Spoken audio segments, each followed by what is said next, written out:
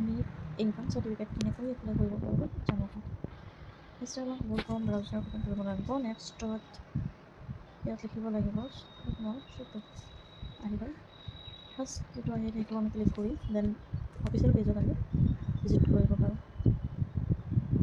ইয়াত three ডটত click কৰাৰ পিছত লগইন অপশ্যনটো আহি যাব। যিসকলে মই যিহেতু আগতে লগইন কৰা আছিলে সেইকাৰণে মই ৰেজিষ্টাৰ নকৰোঁ। যিসকলে নতুন কৰিব বিচাৰিছে চিটিজেন লগইন অপশ্যনটো ক্লিক কৰিব লাগিব। তাৰপিছত নিউ ইউজাৰ লেখা আছে ইয়াতে, এইটো ক্লিক কৰি দেন পেজলৈ আহিব লাগিব। তাৰপিছত mobile number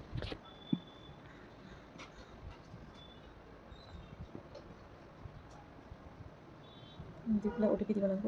then given number given name তোমালোকে তোমাৰ নামটো দিব পাৰে। জেণ্ডাৰ মেল ফিমেল দুটা যিটো হয় সেইটো দিব। ডেট অফ বাৰ্থ যিটো সেইটো দিব। পাৰ্চনেল মেছেজ ইয়াতে যিকোনো এটা দিলে হ'ল।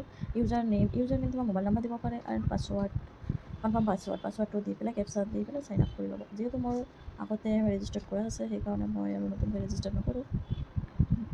মই এতিয়া চাইন ইন অপশ্যনত যাম। লগইন অপশ্যনত মোৰ ইয়াত বহুতকেইটা আছে চ' লগইন কৰি ল'লোঁ।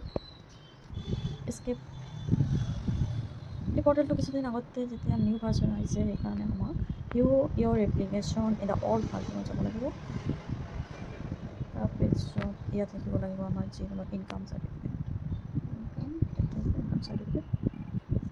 চাৰ্চ কৰিলে আহি যাব income certificate then apply for application for income certificate চলিছে সেইকাৰণে ইয়াত